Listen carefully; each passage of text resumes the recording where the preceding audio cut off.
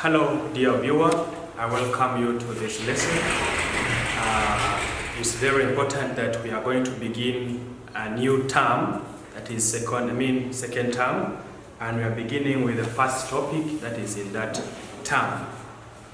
We are going to be looking at the major resources in East Africa. Remember, in our primary 6, we are looking at East Africa. On the board, it gives the topic, major resources of East Africa. We begin by defining a resource, whereby we are saying a resource is anything in the environment. Sometimes we can say a component of the environment, meaning what is in the environment that man uses to meet his needs or to meet his wants. That is what we mean by a resource. Anything in the environment that man uses to meet his needs or to get what he wants.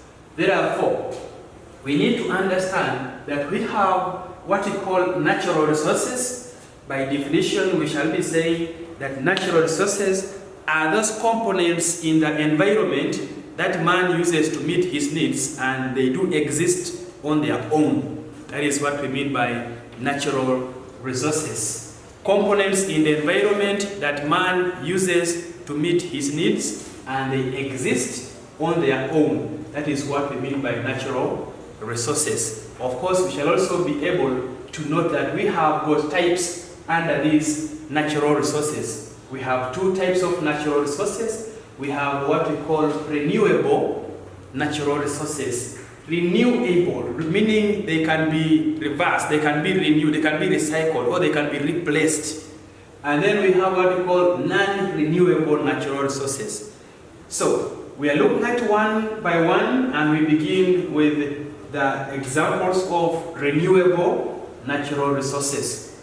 We are saying on our board that renewable natural resources are things in the environment, or we can say they are the components of the environment that exist on their own.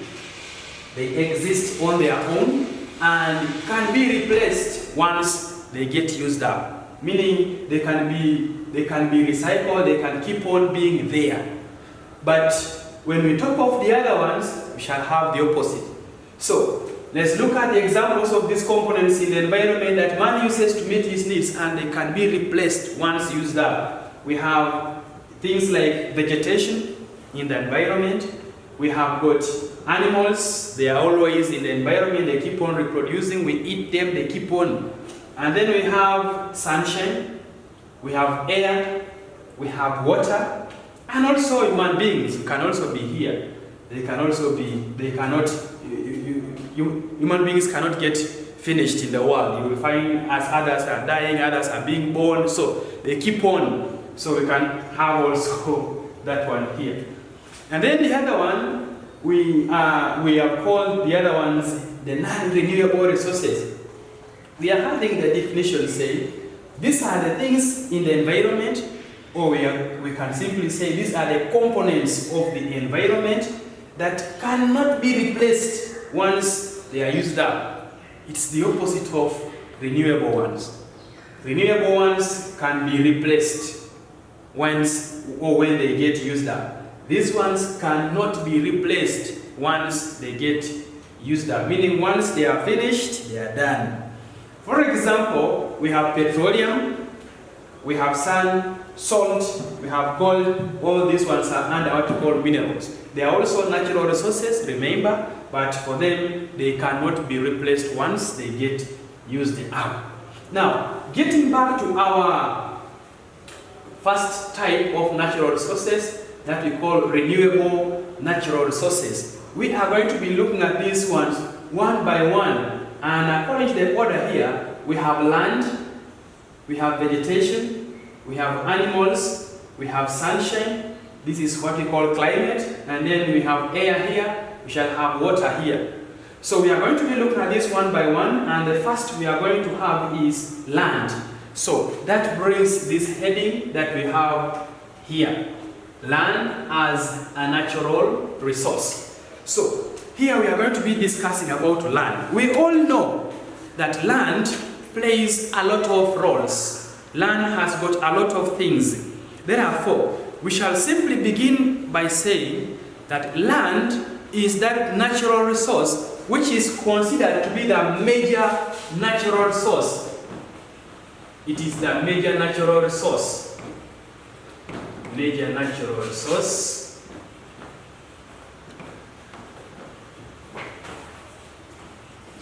Land is considered to be a major natural resource. And therefore, someone will ask us a question. Why? Why is land taken as the major natural resource? Simply, you will find that all other resources are found on land. Are found on land. That is the first reason. All other resources are found on land. Let's look at what we are meaning. We have land, but apart from land, we have vegetation. Where do we find vegetation? Vegetation grows on land. You can't find vegetation, you can't find plants, you can't find trees growing in the space. They are on land. We look at animals. Where are they found? On land. Look at sunshine. Fine, this one can be.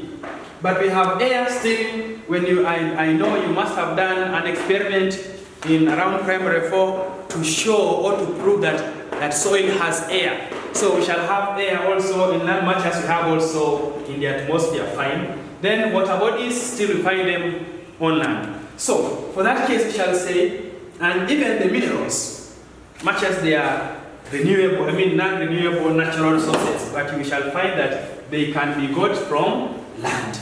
You find when people are going to dig a mineral, like people are going to get maybe gold is in an area, you find that they are going to get land, then they dig the land to get the mineral from down there. So it will make us to understand that all other resources are found on land. And then secondly, we shall have human activities. Most of the human activities are done on land. Most of the human activities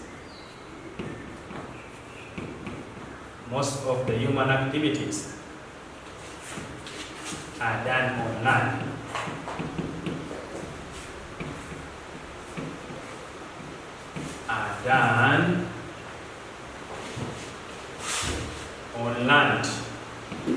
We shall come back to look at these human activities done on land. I believe you have some of them at the moment. So these are the reasons that make land to be considered as the major natural resource. Reason number 1, all other resources are found on land. 2, most of the human activities are done on land. Now, for that we shall be able to look at what are the importance of land. Uses of land. Meaning, what do people use land for? How is land used by the people as a natural resource? How does man utilize land? So, the first one we shall have is, people can grow crops on land. That one is automatic. So, that is one important. People grow crops on land. That is the first advantage of land. And then, like we said, all other resources are found on land, including minerals. So you can find that mining can take place on land. Mining takes place on land. Or we can say land is used for mining, as simple as that. And then you will find that people build houses on land. No one can build a house in the space. So, land can be used for settlement. You can say it like that. Land can be used for settlement. If not, land can be used for construction. can be used for construction, and let me be specific, road construction.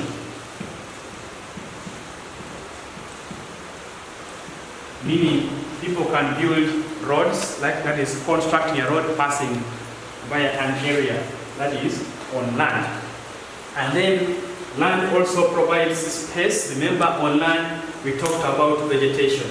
So land provides space for grazing animals. We can also have that.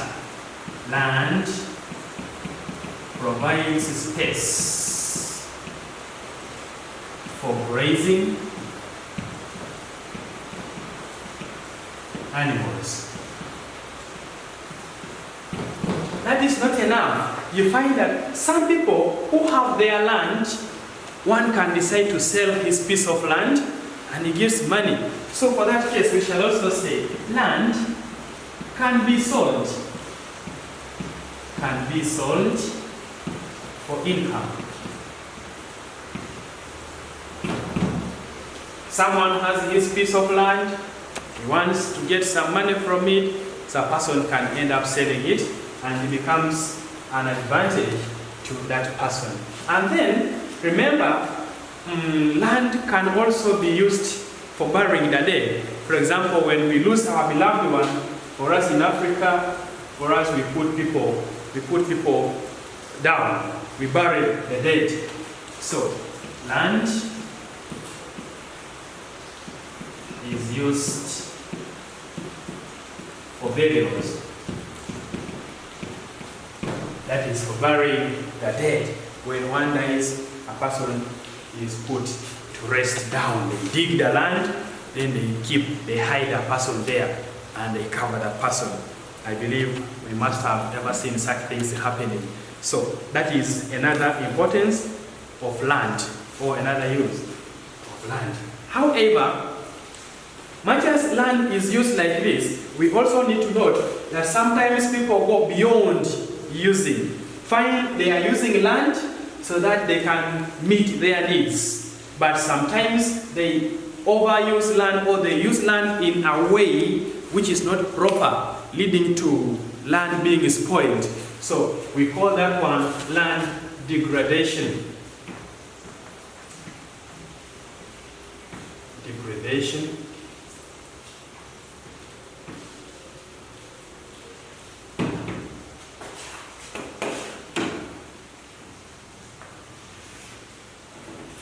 So we are going to be looking at what we call land degradation. Land degradation simply means lowering the quality of land.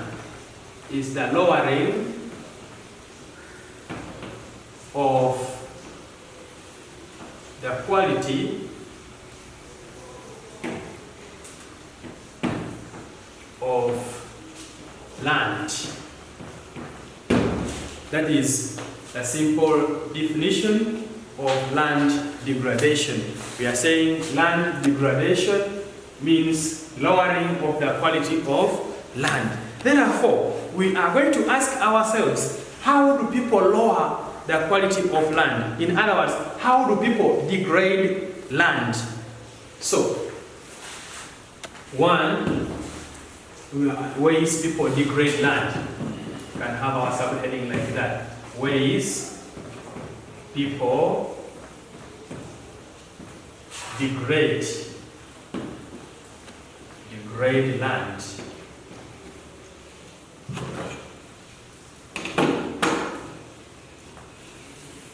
Which simply means, how do people lower the quality of land, or how do people spoil their land? Now, here we shall be looking at the bad methods that people use. For example, people can carry out what we call overgrazing.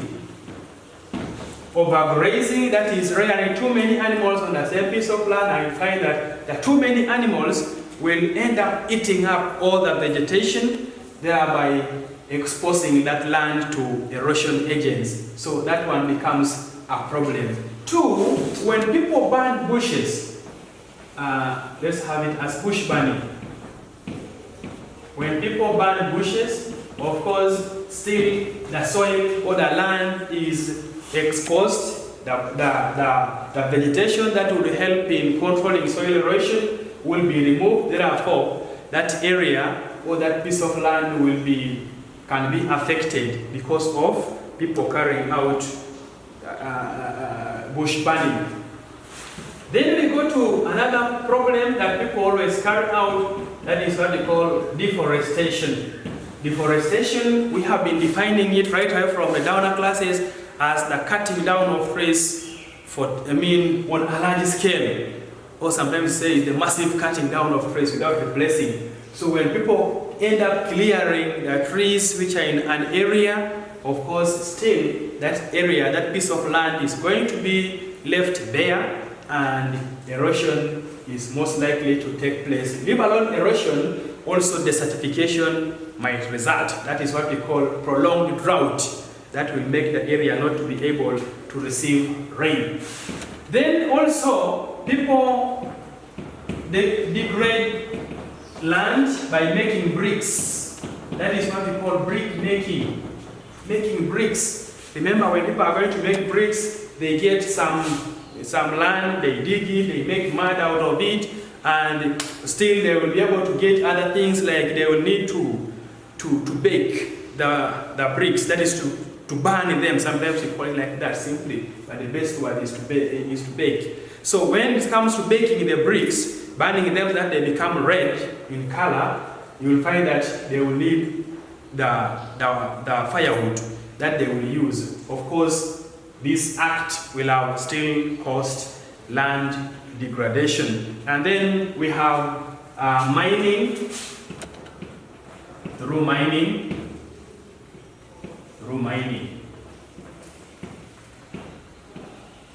people can degrade an area or a piece of land through mining. Like I was explaining, when people are going to get a mineral, you will find the mineral is down in the soil, let me say, in the land.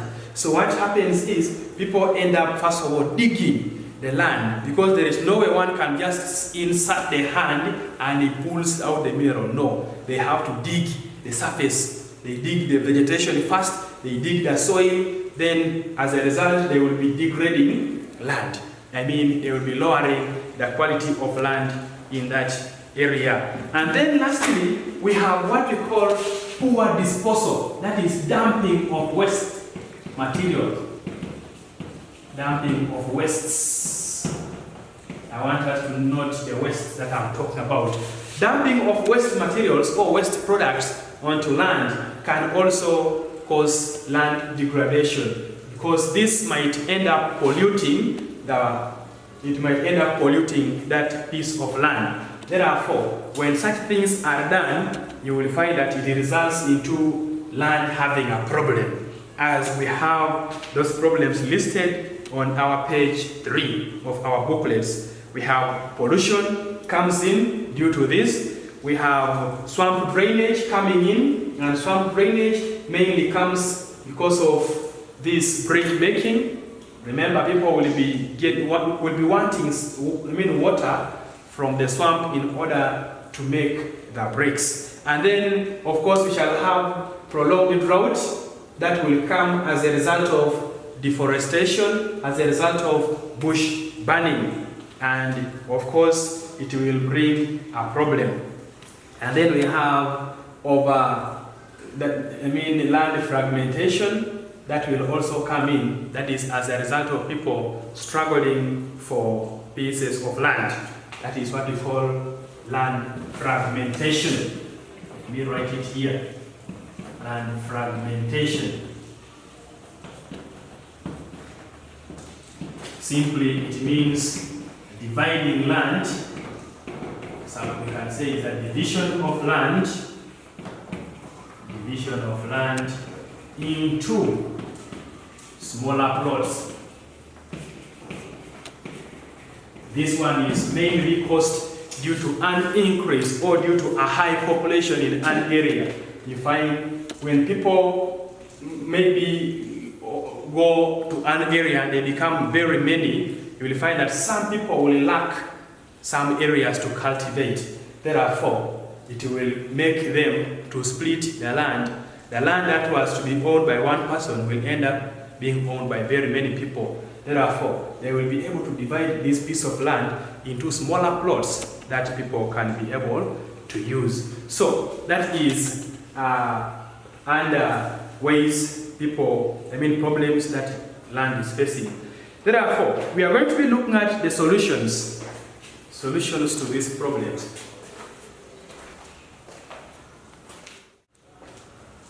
So we are looking at the solutions to the problems, and one thing we need to note is that when we are looking at solutions, we need to first of all identify the problem such that we shall be able to get a solution from there. For example, we have the problem of overgrazing. How can it be solved? We have the problem of bush burning. What should be done? We have a problem of deforestation, brick making, mining. So what can be done? So we are going to suggest solutions to these problems. Problem number one is talking of overgrazing. So what should be done? People should be encouraged to keep few animals. Thereby they will not be able to carry out overgrazing. By encouraging people.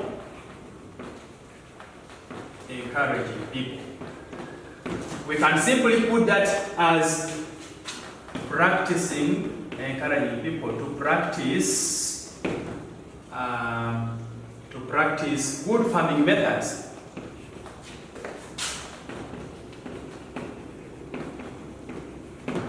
Good farming methods. Then we talked of methods like deforestation, problems like deforestation. So what should be done? People should be encouraged to plant more trees. So we can say by encouraging afforestation. Afforestation, we are now looking at planting trees in an area where they did not exist. That will overcome the problem of deforestation. And then also we can have proper disposal. By having proper disposal,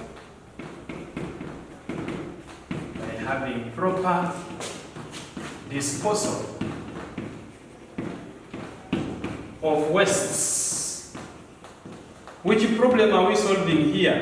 The other side we say there is a problem of poor disposal of wastes. Therefore, we can have proper disposal such that it will help to overcome that problem. And then also we find that in hilly areas, that one comes under here, practicing good farming methods. For example, terracing. This will help to control soil erosion, and more so, we note that terracing is done in hilly areas. That is to control soil erosion. It's the best method of controlling soil erosion, that is in hilly areas. So for that we shall have overcome, or we shall have solved these problems. And then we have the causes of land degradation. What makes people to degrade land? What makes people to destroy land? We are having points. One, people want to set up industries or factories in an area to make an area industrialized. That is what we call industrialization. And then also we have other issues like settlement. People want to settle in an area, so they end up destroying that area like a wetland. They destroy it and they end up building houses there for settlement, or constructing roads, or maybe they want to use that area for farming activities. So it also leads it also brings that problem. And then maybe people want to carry out mining. It also becomes another problem. Therefore, we also need to note that much as people can degrade the land or lowering the quality, we also need to know that people can also do the opposite. They can also do the other way around. That is to conserve. Instead of degrading, they can conserve. That's now what we call land conservation.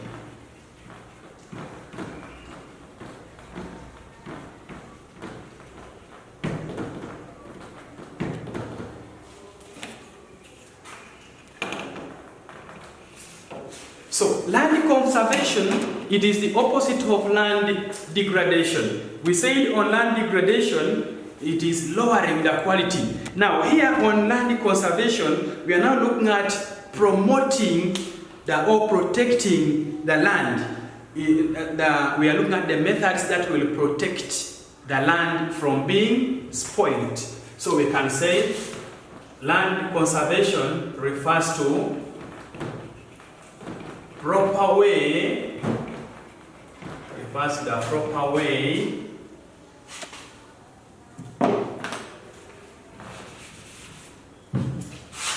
land conservation refers to the proper ways of using land. As simple as that. Land conservation refers to the proper ways of using land. Therefore, we should be able to look at which are these ways through which land can be used properly. We are having the ways given to us. The first one we have is by carrying out what we call afforestation. Remember, we have always said afforestation is different from reforestation. How? Afforestation, we are looking at planting trees in an area where trees did not exist. Meaning if an area has been there, it has not been having trees, people can plant their trees. That is what we call afforestation. Then reforestation, that we can call reforestation, simply means replacing the cut down trees. Meaning planting trees in an area where trees were cut. So that one also, remember the trees that will be planted will help in reducing the rates of soil erosion, will help in forming rain, that will help to modify the climate. Then we also have what we call agroforestry as another method, another proper way people can use land. Agroforestry, we are simply meaning the growing of trees together with the crops on the same piece of land. It also helps to make the land good, or it's another proper way of using land. And then finally, we can be talking about bush fallowing. Bush fallowing. Remember, bush fallowing is different from bush burning. Bush burning simply means setting fire to burn the bush, and that is not good because the fire will end up sweeping away this vegetation that would help to play different purposes. But here, bush fallowing, we are meaning the system of allowing land to rest without cultivating it. And if land is left, you will find that the vegetation is going to establish or to grow from that land, and that will be a proper way of using land. So those are the methods that, among others, that we have for using land. And then also we have the other good methods of controlling soil erosion. For example, we have said by carrying out terracing, by carrying out contour plowing. Contour plowing. So you will find that these two are methods, or they are good methods of controlling soil erosion in hilly areas or mountainous areas. So this is for the hilly areas. So such methods can help to promote the quality of land in an area. So that has been about land as a natural resource. Let's look at another natural resource. We began with land because we said on land all the other natural resources are found. For example, the one we are going to be looking at.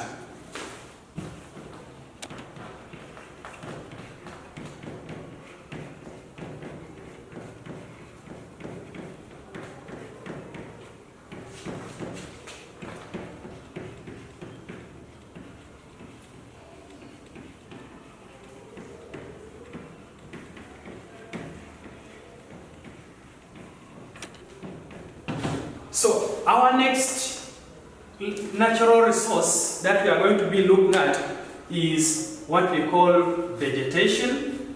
As we have it on the heading, we have vegetation as a natural resource. Now, we are going back to our simple subtopic that we had, and here it appears as a subtopic. In our previous class in P5, we looked at it as a topic of its own. Remember, we were looking at the vegetation of Uganda. So, we are going to be using our same knowledge, and here now it becomes revision because we finished to learn about this. So, the first thing, we are going to define vegetation.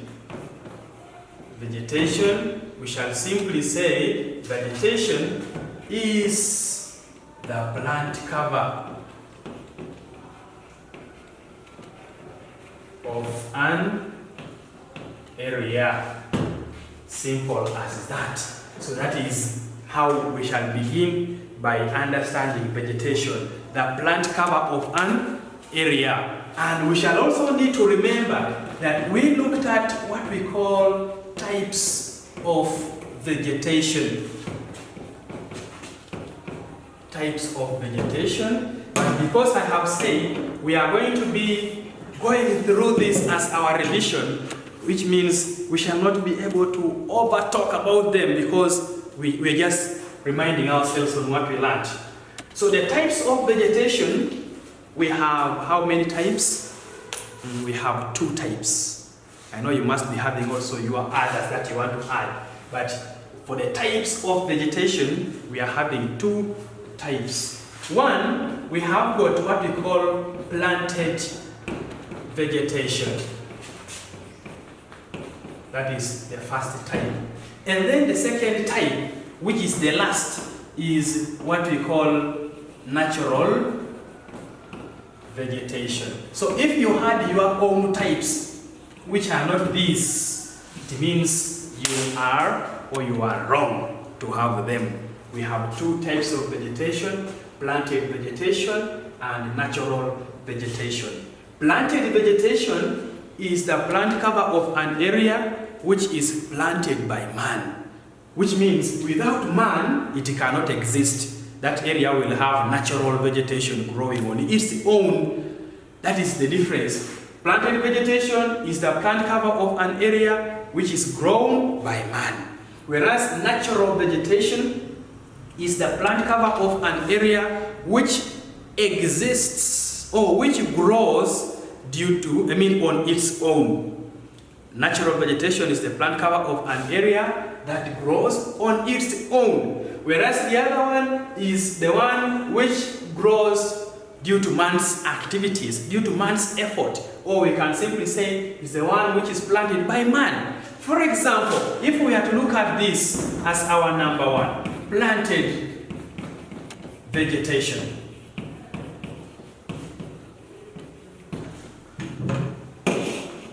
We shall be able to look at planted vegetation, like I've said, it's the plant cover of an area which is planted by man. Planted by man. When you're writing the definition, don't say planted by man. I have brought a sentence and I'm ending it by saying planted by man. I say it's the plant cover of an area which is planted by man. That is the definition. Therefore, when we look at the examples of this type of vegetation, we shall be able to realize that here we shall be looking at things or the vegetation that man grows. For example, man can plant trees to form a forest. That forest becomes a planted forest. Next, man can plant grass in an area. It forms what we call planted grass. An area did not have grass, and man brings and plants grass in an area. That grass will exist due to man's efforts. So we shall term it as planted vegetation. And then man can also have planted flowers. Planted flowers. And finally, we shall also be able to note that man can grow crops. we have a lot of crops that people grow. Granules, cassava, sweet potatoes, Irish potatoes, beans, maize, sorghum, simsim, millet, mentioned but a few. So there are very many crops. So those crops that man plants, we can simply term them as planted crops. They also form what we call planted vegetation. They will grow in that area because of man. Otherwise, if man did not grow that maize there, then that vegetation will not be there. If man did not plant the beans in that garden, then that vegetation will not be there, and so on. So that one forms this type of vegetation. I believe we learned about planted forests in our primary 5, whereby we looked at the forests like the Lendu forest, we have the Matuga forest, Katugo forest. We are having very many of them, including Itwara forest. Those are the examples of planted forests. And when it comes to the characteristics of those forests, we shall find that those forests, number one, they produce softwood. Remember, we said these forests produce softwood because they mature very fast. And as they mature, they will not be having that packed timber to make it or to make that timber very hard. So for that case, we say they produce softwood. And then we shall also see that these forests are grown in rows, or they are grown in lines, the trees which are there. And also, we shall be able to note that these trees also are of the same species. You find in a planted forest, the whole forest is having one tree type. For example, maybe a eucalyptus forest, you find only eucalyptus trees. If it's a cypress, you find it's only the cypress trees. If it is the podo tree, you find it's only the podo tree. Or the podo trees growing in that area. So for that, we are looking at the tree species that can be grown in planted forests. And then we also go to look at natural vegetation.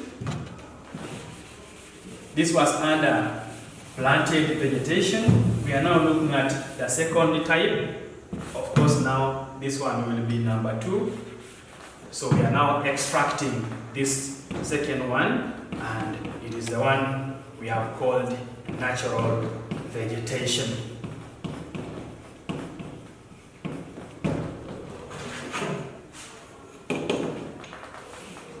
So, natural vegetation, we are simply meaning the plant cover of an area which exists on its own. The plant cover of an area which exists. If you can't write the word exists, you can simply say that grows on its own. Meaning no one plants it there. That vegetation exists on its own. Therefore, when we come to look at the examples of such vegetation, we shall be able to note that we have trees growing in natural forests. Those trees form what we call natural forests, as I've already mentioned. That we can also call tropical forests, natural forests. We have grass that grows on its own. That grass is what we call, that natural grass is what we shall be calling savanna grassland.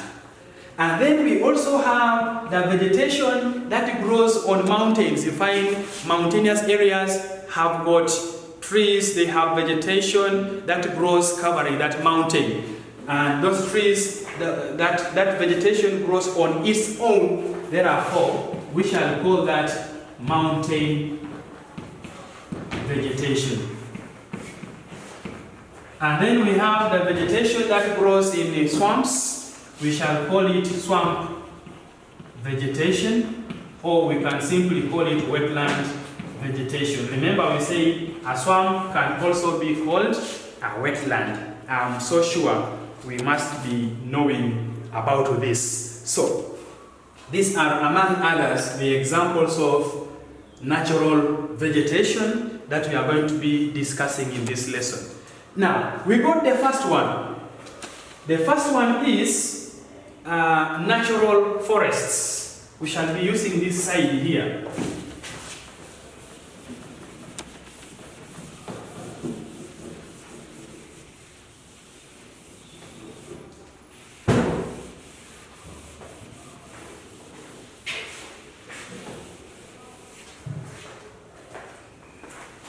natural forests.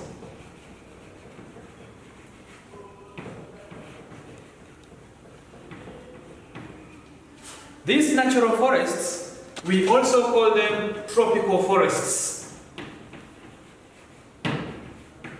We can call them tropical forests, or we can simply call them equatorial rain forests. So they are the ones that we are looking at here.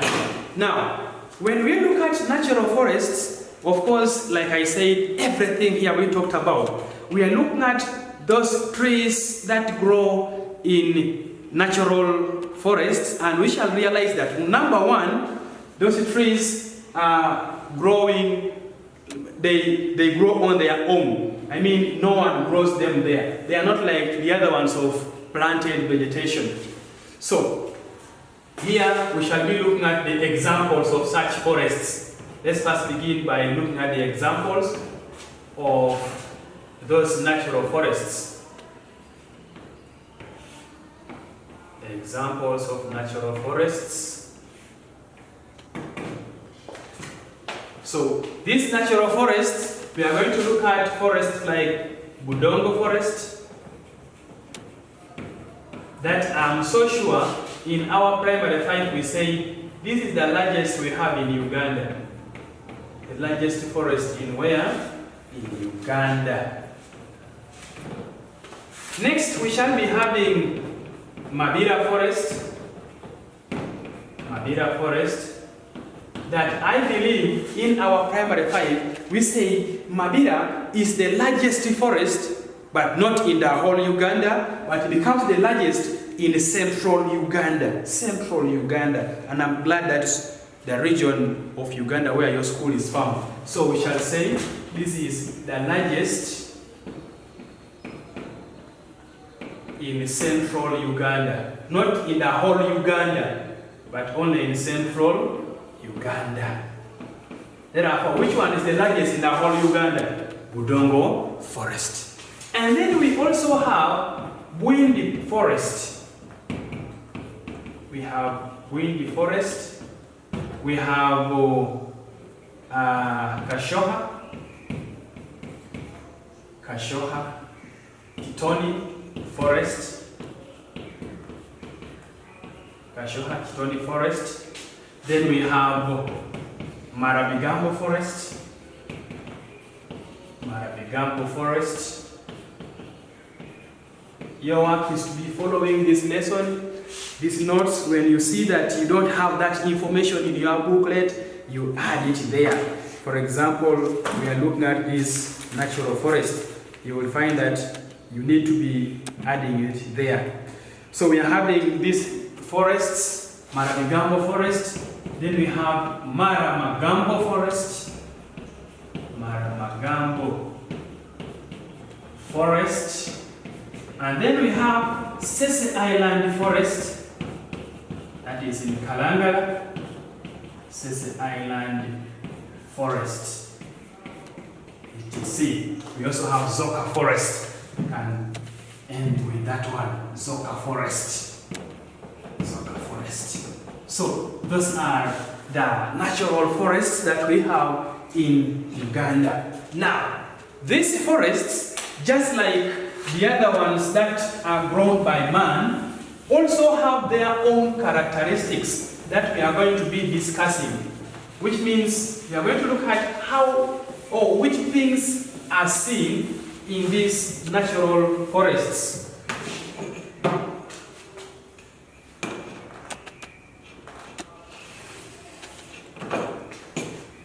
So our heading is characteristics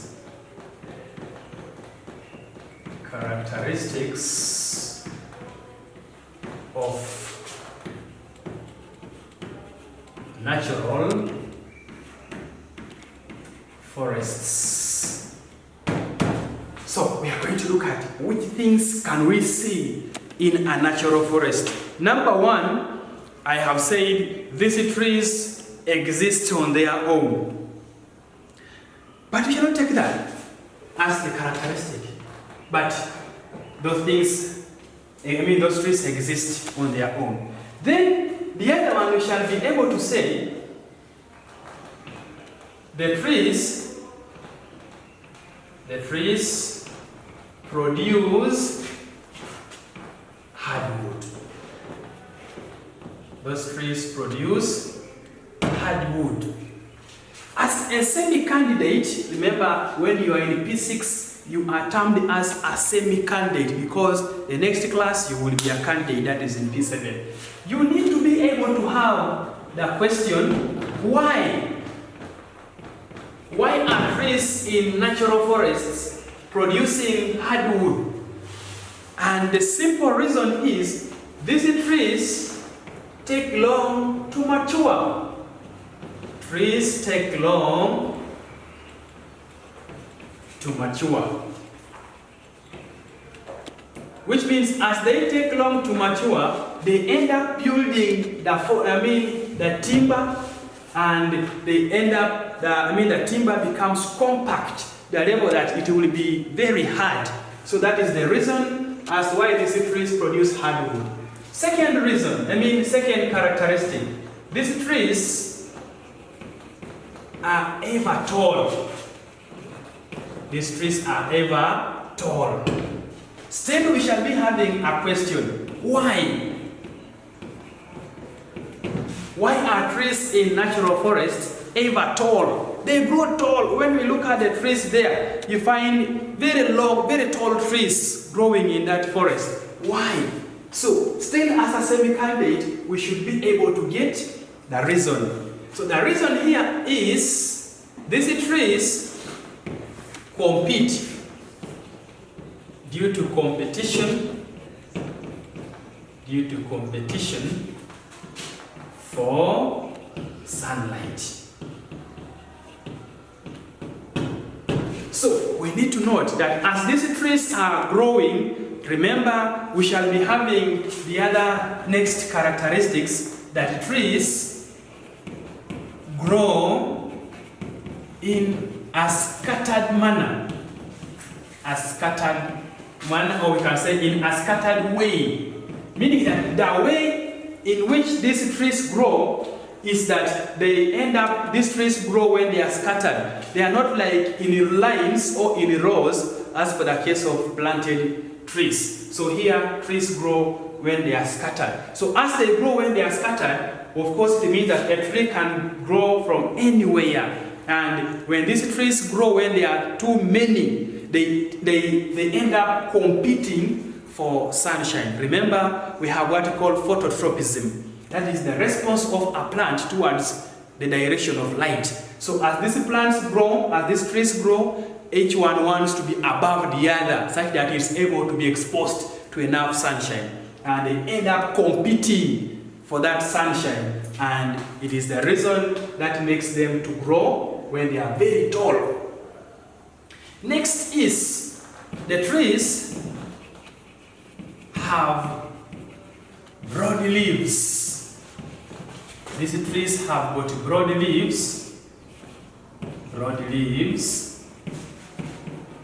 that are evergreen. As a candidate, you should be able to give me the reason. So we shall have another question. Why? We are having our questions. The first one was asking, why are trees in natural forests producing hardwood? The second one is, why are trees in natural forests growing when they are very tall? The third one is, why are trees in natural forests having broad leaves that are evergreen? Broad leaves meaning that the leaves that are there for these trees are very broad. They have very broad leaves. So you'll find that they have leaves of this kind of nature, very broad leaves. So what brings that? You will find that trees tend to lose excess water through the structures that we call the stomatas. I believe these trees are growing in areas that receive a lot of rainfall. It means that they need to, or there is a high rate of transpiration. The rate at which they lose the excess water is too high. Therefore, the leaf has to be broad to have very many stomatas. So our reason is These trees have got broad leaves to increase the rate of transpiration. To increase the rate of transpiration. For that, you will have answered that question like a serious semi-candidate, as I've said. And then also, we have other characteristics. We said these trees can also, they have broad leaves, and also, we need to note that these trees have got buttress root system. That is, this is number 1, 2, 3, 4, 5. Trees in those natural forests have buttress root system. Buttress root system. Now, the buttress root system, we are looking at trees. We are looking at roots that, a tree having extra roots which go sideways. That one is to give extra support. For example, if we have a tree like this, if this is a tree, this is the stem, and you find that if this is the soil level, of course we have now the other part, the other root side of the tree. So you'll find that this tree tends to take some roots here, giving extra support. They are not like the prop roots as we had in maize plants or whatever, but these ones are, we have the extra roots here that we call buttress roots. So we shall find that those trees that grow in such forests have got this type of roots. They have got what we call the buttress root system. The other one that we have is, let us add it here. The trees that grow here, the trees that grow in the natural forest are of different species. That is what we call types. They are of different types. For example, let us look at which tree species are those that can be growing in natural forests. Which tree types are those that can be growing in natural forests? Examples of tree species. Examples of tree species in natural forests.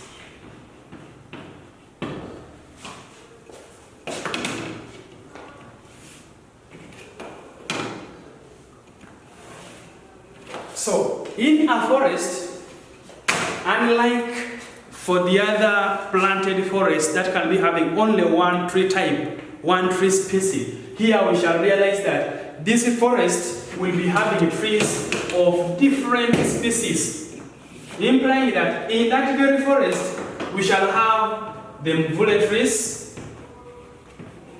We shall have the mvule trees. In that very forest, you will find that the next tree is a mahogany tree. Mahogany. Maybe we shall have rosewood. Rosewood. We shall have what we call the green hat. Green hat. We shall have what we call the ebony tree. We shall have the African walnut. African walnut. And others. So when we look at these trees, mvule, mahogany, rosewood, green hat, ebony, African walnut, we shall be able to note that these are the trees that provide us with hardwood. Their timber, their wood is very strong, it's very hard. Therefore, we shall be able to look at products which can be made from that kind of timber. Products from hardwood timber. Hardwood timber. Which products can be made from this hardwood timber? So here we shall be looking at items like chairs, tables, wooden doors. We have doors made out of wood, wooden doors. We shall have wooden windows.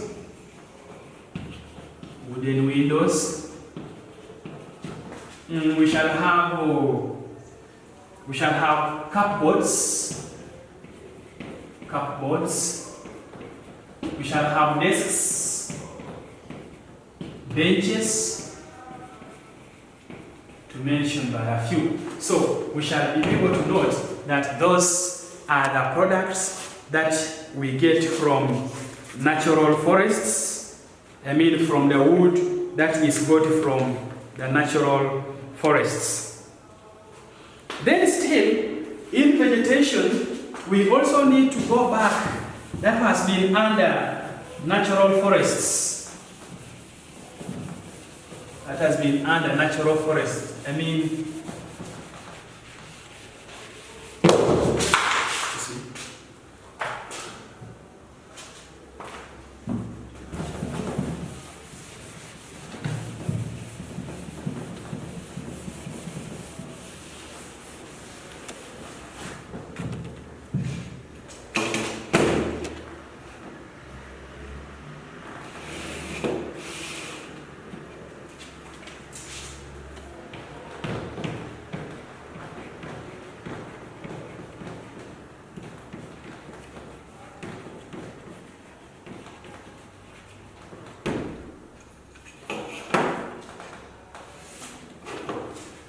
so we are now going to look at the second type under natural vegetation. The other one we have been discussing has been under natural forests. Now we are going to be looking at what we call the natural grass that we call savanna. So what we need to remind ourselves is, we say that in the previous class, savanna occupies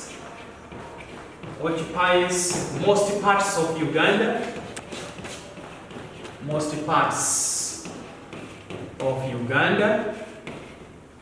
Now that we are in primary 6, we shall just advance by saying the savanna vegetation occupies most parts of East Africa. Remember, when we got the next class in primary 7, we shall now just advance. We shall say the savanna occupies most parts of Africa, because there we shall be looking at Africa as a continent in P7.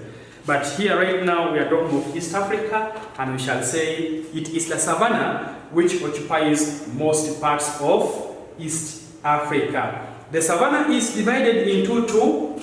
We have the two types. We have the dry savanna,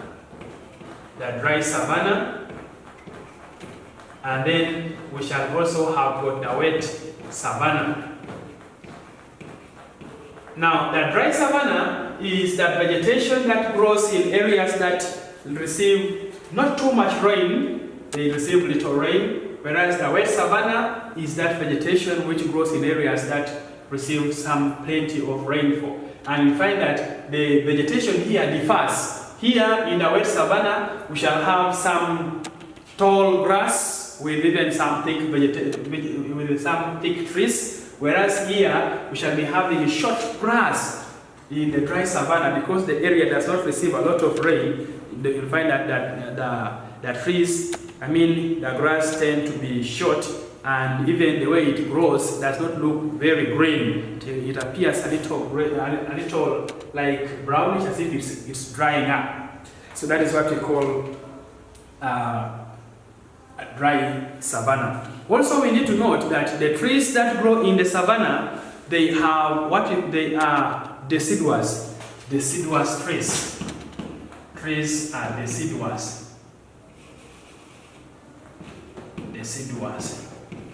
So we shall be able to answer ourselves a question asking us, what are deciduous trees? So deciduous trees, we are looking at trees. We shall say deciduous trees are trees that shed their leaves, that shed their leaves during the dry season. So we need to note that these trees have a mentality, these trees have a behavior that when it is a dry season, they tend to lose their leaves. The leaves fall down, they dry, they form humus. As the tree remains without leaves, someone might look at a tree and he might think the tree is maybe dry. No, that tree is very alive. It has released the leaves such that it remains. Now we shall be asking, why do these trees behave like that? These trees behave like that simply because they don't want to lose water.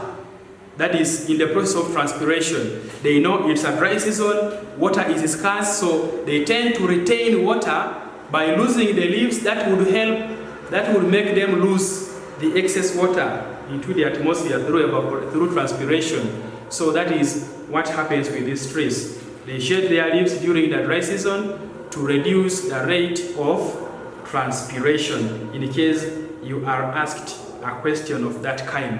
And then we have the activities that can take place in the savannah. Activity number one, we have got tourism. Remember we say that most of the game parks in East Africa are found along the savannah, as we learned about these game parks in our previous class. We realized that all the game parks are located in the savannah simply because the savannah provides good pasture for these animals, and then also this savannah acts as a habitat or a home for these wild animals. Then apart from tourism, this area can also be good for animal grazing, animal rearing, and then also growing of crops, and we have hunting taking place. The animals that can be living in that kind of environment, people can end up going to hunt. Of course, that will bring hunting as an economic activity that takes place there. When we look at our page 9, it gives us the semi-desert vegetation. Semi-desert vegetation, this is the type of vegetation which grows in areas that are semi-desert, areas that do not receive a lot of rain. For example, for us in Uganda, we take the northeastern part of Uganda, that is Karamoja sub-region, as a semi-desert area. And we shall also be extending to the northwestern part of Kenya, that is also occupied by the Turkana. It's also a semi-desert area. So the vegetation that grows in such areas, you will find that that vegetation is the one that we term as semi-desert vegetation.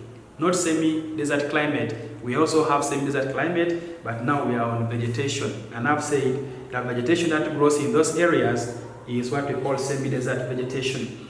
The characteristics of this vegetation, one, we are saying this vegetation has got thorny shrubs and thickets. For example, when you look at the cactus tree, you find the vegetation is thorny, and these areas have got trees that are having other characteristics, like they have thick barks that is covering their trees, and that is still to reduce the rate of transpiration. And then you will find that the grass there grows in a scattered way. The grass is scattered, and it looks brownish, it looks yellowish, because the area does not receive a lot of rain. The grass is not green as for those areas that receive a lot of rainfall. So theirs is a little brownish or yellowish, something like it's dry. And then also we need to note that these trees tend to have short leaves. They have thin leaves rather. They are not like the other ones that grow in the natural forests that receive a lot of rain. So the other ones, these ones, since they are in areas that receive very little rainfall, therefore they should not lose a lot of water through transpiration. So they tend to have very thin leaves.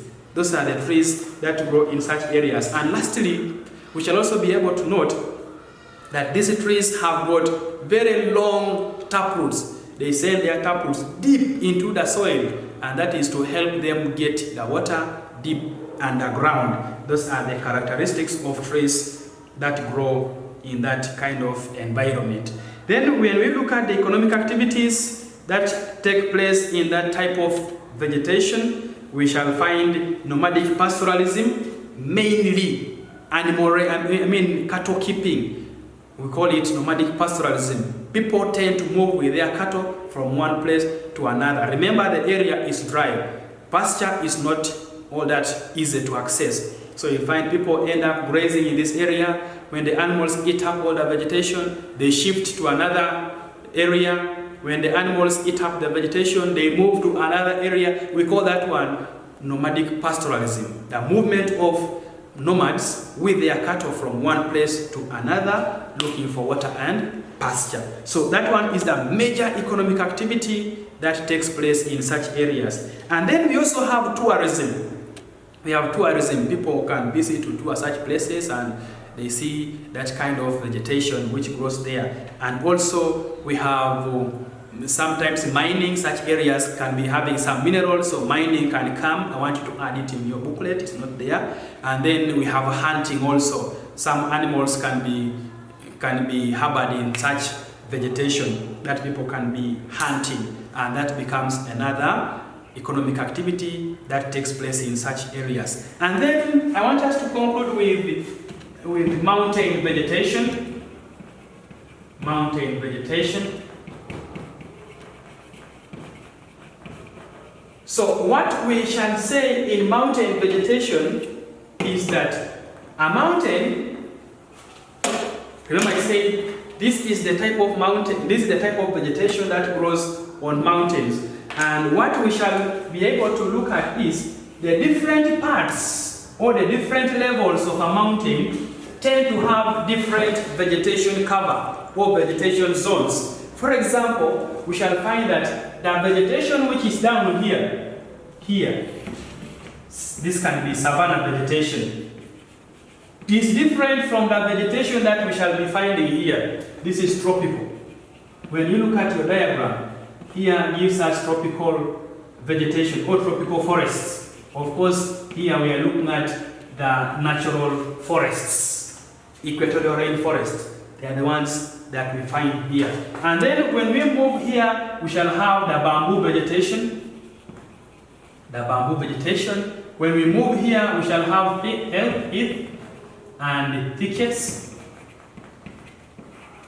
And finally, when we move up this way, you will find that this area of the mountain can be having snow covering it. It is now snow. And why? That is now a reason that this area or this mountain is having its peak above the snow line. Remember, we say mountains that have got snow on their peaks are the ones whose peaks are above the snow line. So that is the snow line. If the mountain is not above, if the peak is not above the snow line, then this mountain will not be having snow here. So this must be a mountain with its peak above the snow line. For example, we have Mountain Rwenzori in Uganda as one of such mountains. And we also have Mountain Kilimanjaro, which also has its peak above the snow line. So the question that you will be asked as a semi-candidate is, why is there a difference in vegetation zones on a mountain? Or what causes the difference in this? Here we have a different vegetation type, cover. Here is also different. Here is different, as we have seen. Savanna is here. Tropical vegetation is here. These are the natural forests. We have the bamboo here. So you will find that the different heights of a mountain have got different vegetation cover. What brings that is because of the factor that we call altitude. Altitude. Remember, we say altitude is the height of land above the sea level, which means the different levels of altitude on this mountain have different vegetation types due to the factor we call altitude.